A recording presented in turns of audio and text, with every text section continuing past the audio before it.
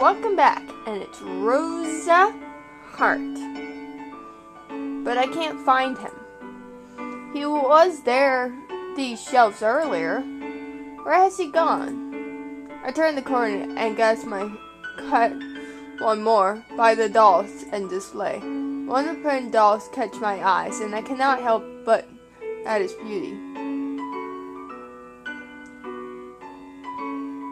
It's only has enough if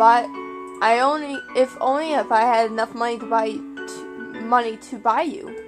I notice a man standing just to the right, in front of the teddy bear display. Isn't that the father I saw with the daughter a few weeks ago? He looked at the teddy bear that his daughter wanted, the one he did not have enough money to buy. I watch as he opens one of his coat hands. There are some gold coins in his palm. I glance at the price tag of the teddy bear earlier, and I am certain that the man does not have enough money to afford one he is eyeing. I thought I saved enough money by now. Now what do I get for her birthday? Hermione heads to the next shelf over. He raised a hand to rub at the back of his neck. I walk over and pick up the teddy bear that the man was just looking at. It is very soft and somehow comforting to hold. I can see why the girl liked that.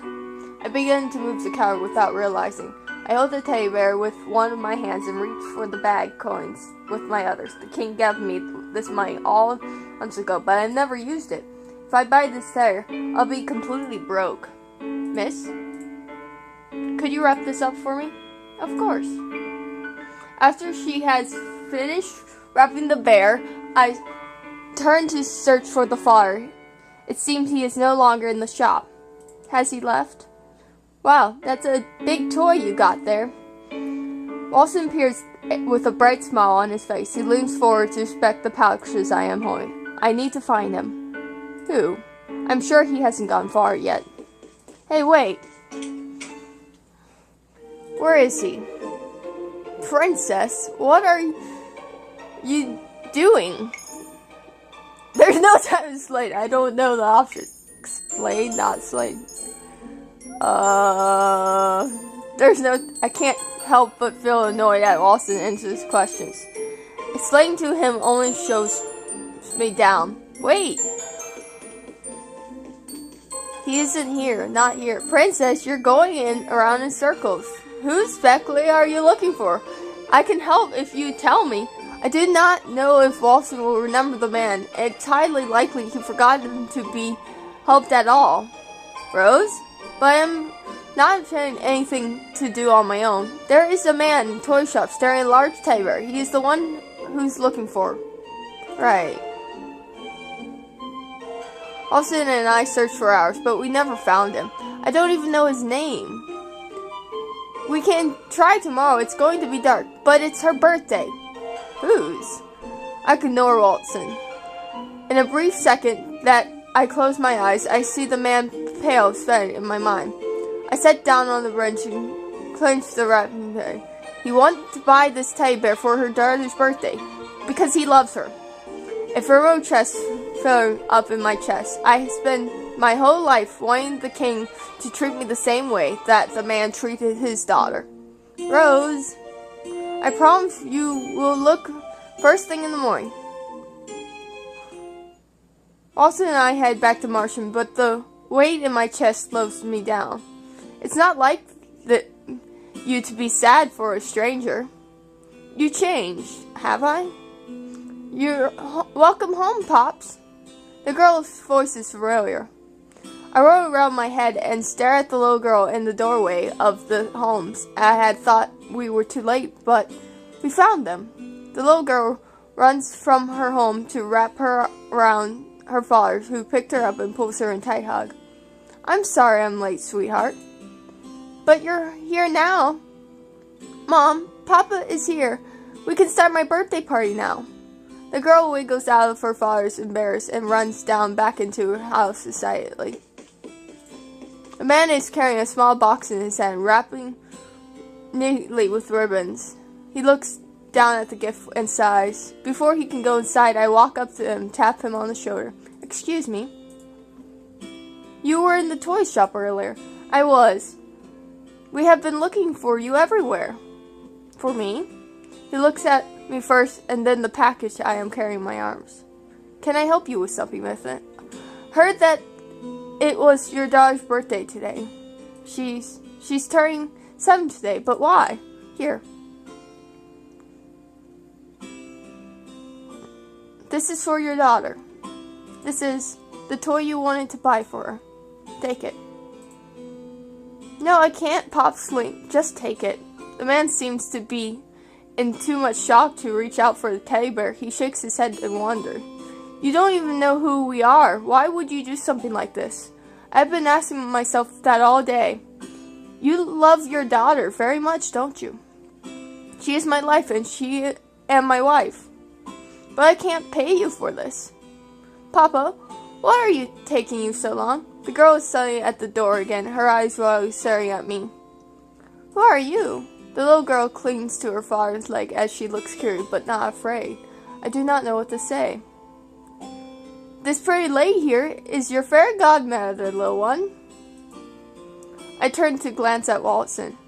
What is he paying at? Fairy godmother, like the one in Cinderella? Yes.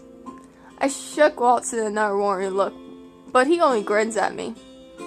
She comes to fulfill your mission. Isn't that right, my lady? Oh, play along. It is her birthday. I might as well play along. Yes, I am. Really? Watson nods me towards the little girl. I glare at him before I kneel down before holding the wrapped teddy bear out to her. What does Watson usually say to children when he gives them a gift? Oh. You have been a very good girl. This is for you. The girl reaches out and takes the bear. Her eyes lit up as she stares at it. Is this the teddy bear? I nod and the girl squeals, twirling around the wrapping, the teddy bear tight in her arms. And suddenly she puts the bear down and throws her arms around my neck. Thank you for granting my wish, Miss Fairy Godmother. I am too shocked to react. Mama, look what the fairy godmother brought me. I only stare at the little girl run back in their house with her gift. Thank you. I glance at the man who, much to my surprise, has tears running down his cheeks. He is still somehow smiling through them.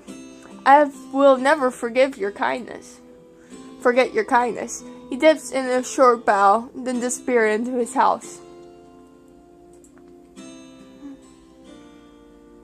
That's one way to get over thing. This is a piece of the glass slipper.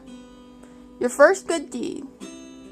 I stare in brief at the hard piece in my hand. Once a moment in there, the next been swallowed by a bright light and joy with my pleasure. I can't believe it. Watson, look. But Watson is not looking at my new pearl. He looks at my face, his gut expression. What are you looking at? You just smiled. I did? It's as beautiful as I remembered. Ooh. I feel slightly embarrassed. I have no words. I quickly turn my head away. I'm glad that you decided to play along with my story. You made her birthday special by making her believe that you were her own fairy godmother. No matter how true things are, even children have someone watching over them, so long as they are good. My eyes are still on the slipper when I hear an unfamiliar voice behind us. Cinderella's glass slipper, huh? We both turn around to stare at a man a few feet from us. His cloak is dark, but I can make out his grin. Hello, princess. Hello, Fag. How have you been?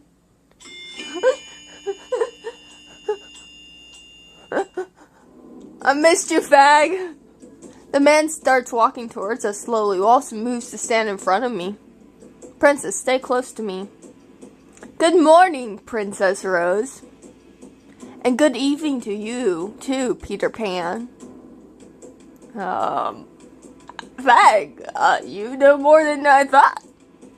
The man dips into an elegant bow. Allow me to introduce myself. My name is Vag. What do you want, Fag? How do you know who we are? I love to stay and chat, but I have much more important things to do. The princess is coming with me. Fag takes one long turn towards us. He taps the cane he is holding onto the ground. A shine of light turns from the cane, then flows out towards us. Princess, go back to the Martian, hurry. Austin darts towards Fag before I can stop him. Fag raises his cannon, twirls it in one sharp movement. The light appears changed, different, slamming into Walton's side, throwing him some distance away. Walton, before I can step away, Fag has lifts me into his harp. He grins at me almost wolfily before darting away from Walton. No! Princess! Hey, Fag. Let me go. No can do, Princess. I'll let you go, and things will get messy. What do you want from me? Are you a... I can't even say the word. The blood runs down as I couldn't understand. Are you a witch? That I am not. And you expect me to believe you? You just used magic back there. I guess I did. Let me go. I throw him in his hands, attempt to kick and push him away from me. Fag attempts to stop me with a grin to let me down. This is my chance. I start to bolt away from him, but he quickly grabs my wrist and pulls me back. Not so fast! Get your hands off of me. I'm not here to hurt you, Princess. After what you did to Walton, he leans in towards me until he can see the look in my eyes. Well, he was in the way. Besides, it's not like I killed him. Fag begins walking away, this time pulling me with him. I try to break away from him, his iron grip, but it fails. Where are you taking me? Back to where you truly belong. If there's one thing I've learned from the fairy tale, is that a princess belongs in a palace.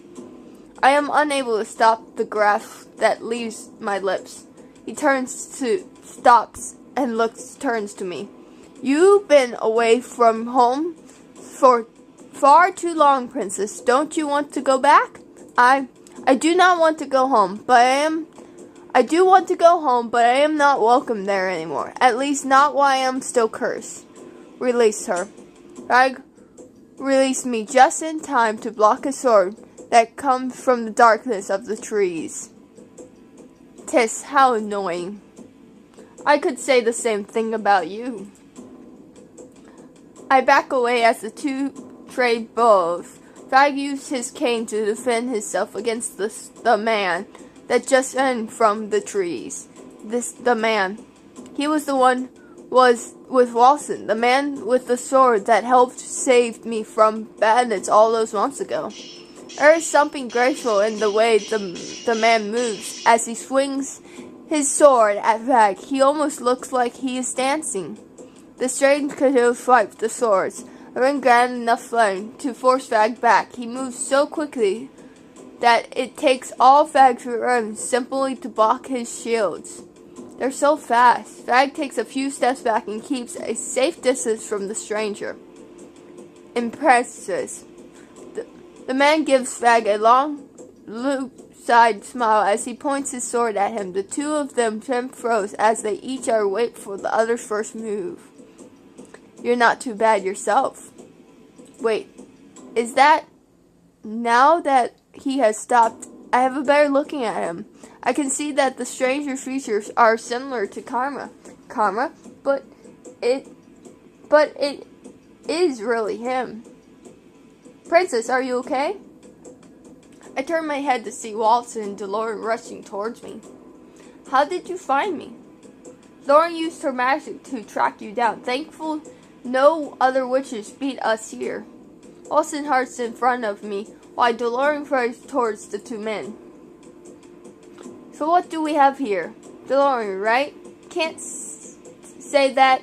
It's a pleasure to meet you. I have to complete complaint you all. You did a impressive job hiding the princess from us. It took a while to finally track her down. Finally, your so-called throne was difficult, you know, but I got lucky. How does he know about the throne? No sooner are the words out of Fag's mouth that the sword man is suddenly upon him once again, posing to attack. Fag blocks his sword a second time too late, and forces back, clenching his now bloody arm. You talk too much. Sorry, I shouldn't have forgotten my manners in front of Royal. Fag's eyes turned to DeLorean, a smirk somehow still on his face as his injury.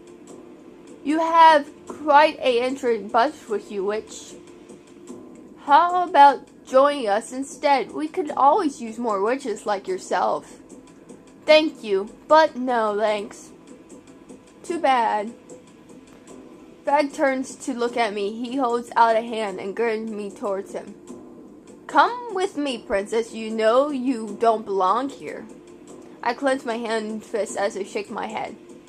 Your mother wouldn't be very happy with your decision, princess, especially after all she's done to make sure you be an heir. Mother? What are you talking about?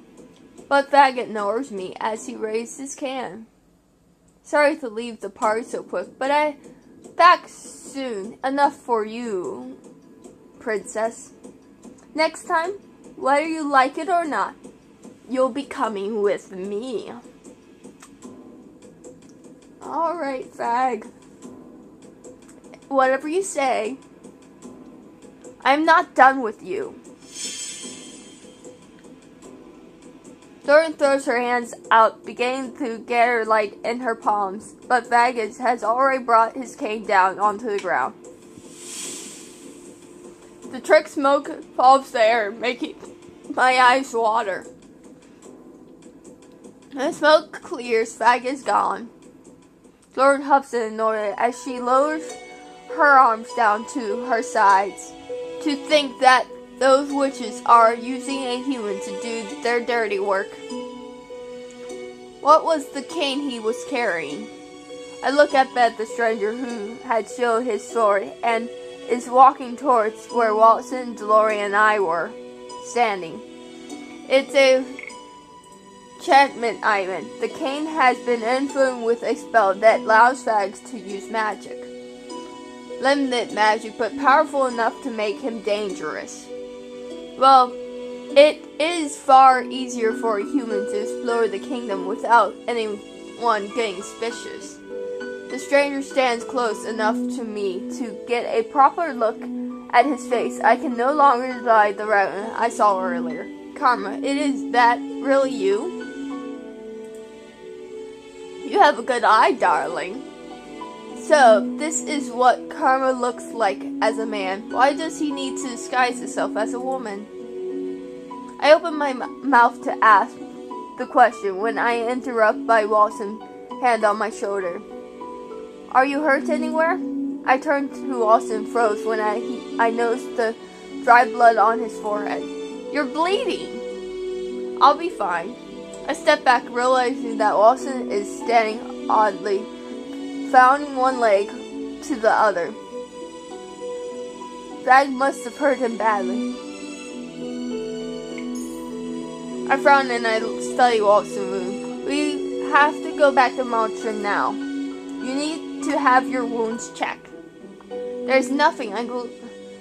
This is nothing. I'm glad you're not hurt. Stop worrying about me. You're the one in need of medical attention. I cannot keep the edge from my voice when I speak. Walson's hands falls.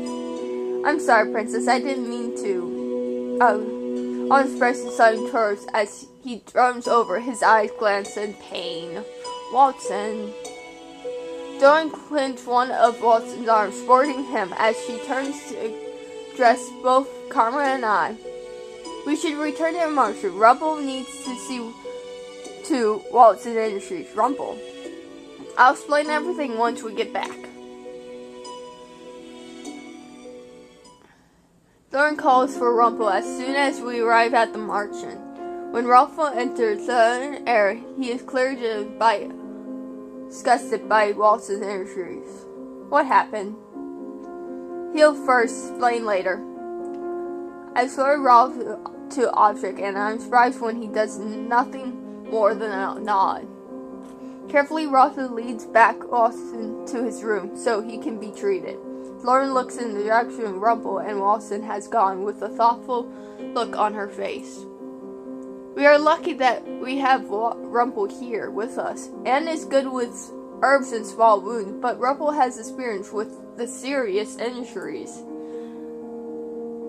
What experience? What are you talking about? Rumple is cursed. Rumple is not the only one who does not remember who he is. None of the town folks remember his name either. But what about those with the curse? Shouldn't they at least still able to remember his name?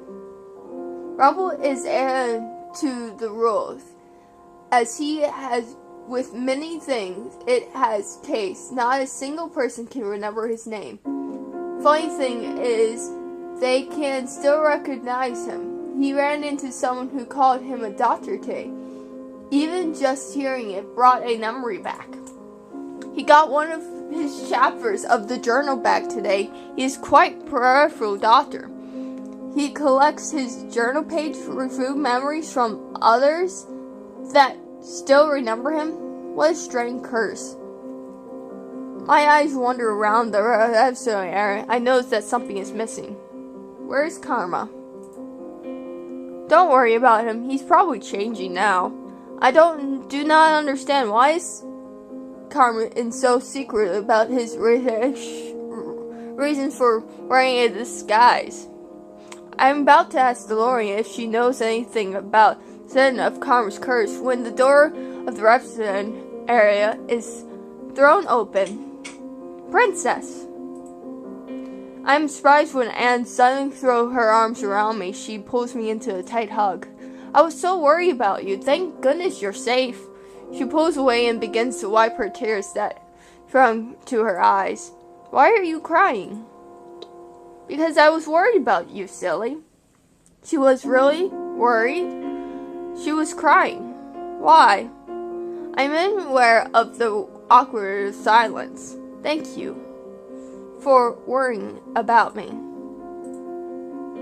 I thought that those words might do something to ease her worries, but her sobbing grows louder. Anne, I'll get you something warm to drink.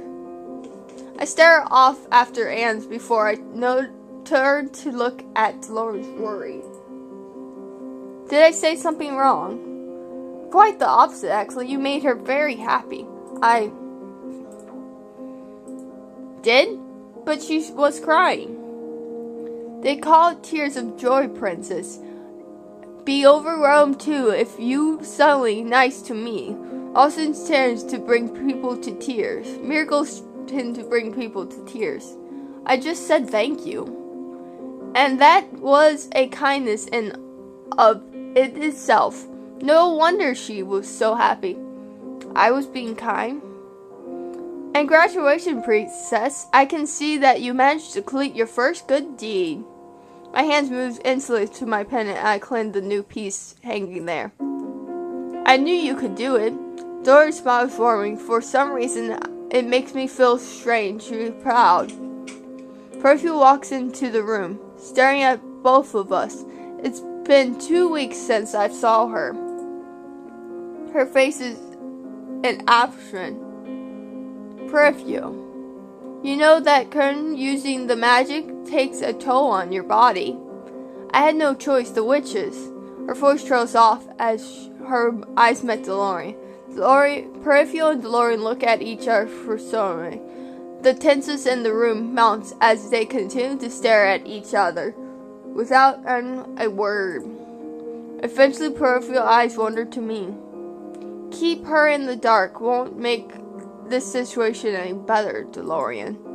Pearl moves towards me, but her nails buckle before I can retrieve. DeLorean is already at her side, supporting her. For if you need rest, I'll take care of this. No, she needs to hear it from both of us. And my batteries are dying again. I seem to always kill my batteries very fast. Peace, guys.